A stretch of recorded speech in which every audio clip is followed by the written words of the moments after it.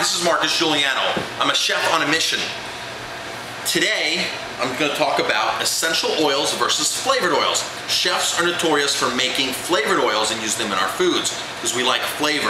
So we'll take a bunch of herbs, we'll blend them up, chop them up, infuse them into something like olive oil and let it sit maybe in the refrigerator, maybe on top of the stove, maybe even cook it just a little bit to get all the flavors of the oils out, to get all the flavors of the herbs into the oil, which is the typical way chefs know how to make flavored oils.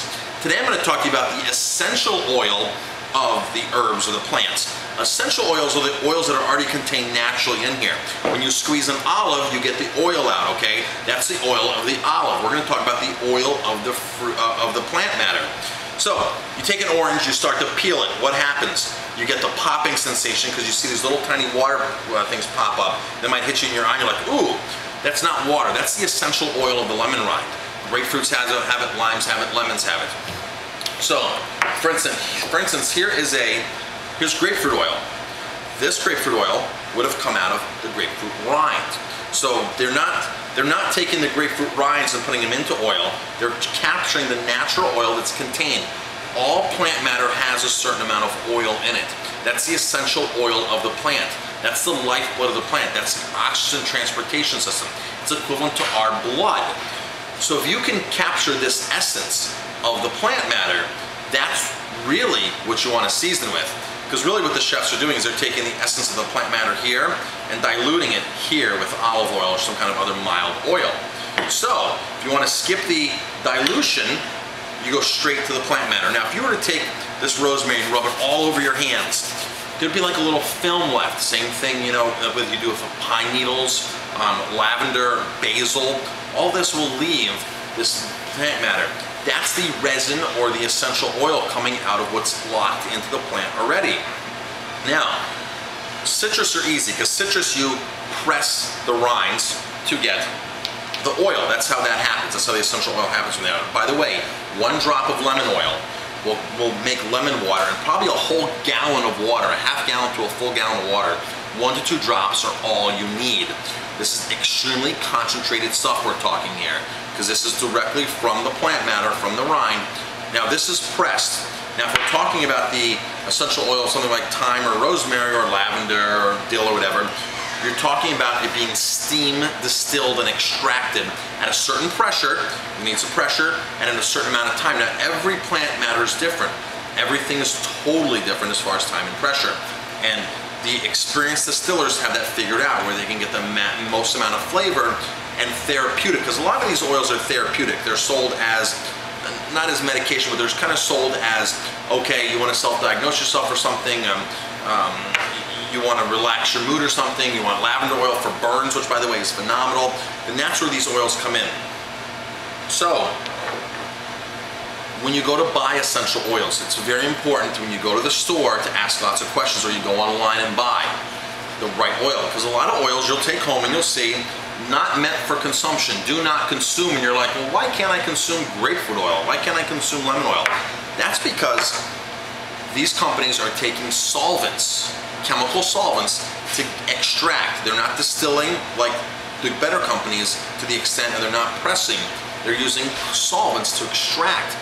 And that's why it's going to say, do not eat, not edible, not for consumption. So they have to do their research. You have to do your research, exactly, Jamie. You have to do your research and understand that the more you pay for an oil, the better off it is. Some of the oils we have oregano oil. It costs us, what, $45, $50, Jamie? These oils run, they're very expensive. The lemon oil runs about $10, $15. If you go to the store, you can buy literally something 2-3 times this size for $6. There's a reason, because they're taking corners. Now, these oils... You get what you pay for. You get what you pay for. Now, these oils, you can flavor things just like you would your other oils. If you want to marinate something, you take a drop of ginger oil. This is actually tarragon oil. If you took a drop of ginger oil and put it in your soy marinade, you're getting the power of fresh ginger root at a condensed strength. 1 drop goes a long way. The nice things about these are these never go bad. King Tut's tomb, they had more essential oils in his tomb than he had gold. So essential oils have been around for centuries upon centuries. There's been an ancient, method of extracting the distillation process and everything of the essential oils. So now I've just taken the oils and adapted them into the culinary side, because a lot of the herbs that they would do this with are actually culinary herbs, like rosemary, thyme, lavender, lemon, grapefruit, tarragon, ginger, lemongrass, and the list goes on and on and on. Cumin oil.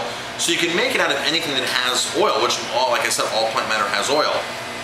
So today's lesson, the difference between the essential oil that's locked into the herb or plant matter naturally versus the flavored oil, where chefs are taking the plant matter and putting it into oil and kind of chopping it, letting it infuse, heating it up to some matter, then they strain it off.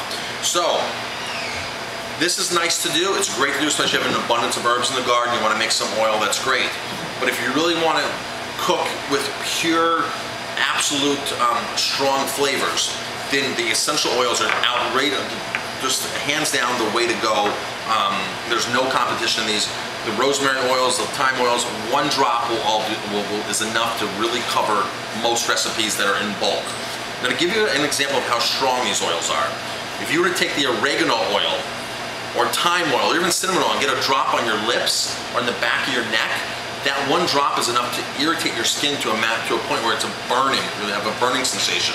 Then you take some olive oil and dilute it, not water, because water would condense it. Water and oil don't mix. If you were to take olive oil, that would dilute it, or coconut oil, that would dilute it. So that's really to give you an idea of how strong these essential oils can be. So by all means, you are getting your money's worth when you spend a little extra money or a lot of extra money and buying these little tiny bottles that are jam-packed with flavor. And they go a long way. There's unlimited shelf life. If you're a chef, go out and experiment with these. If you're a consumer at home, buy some, experiment with them. Wonderful, wonderful things to add to recipes, but sparingly, one drop at a time. Marcus Guiliano, HealthyChefDude.com.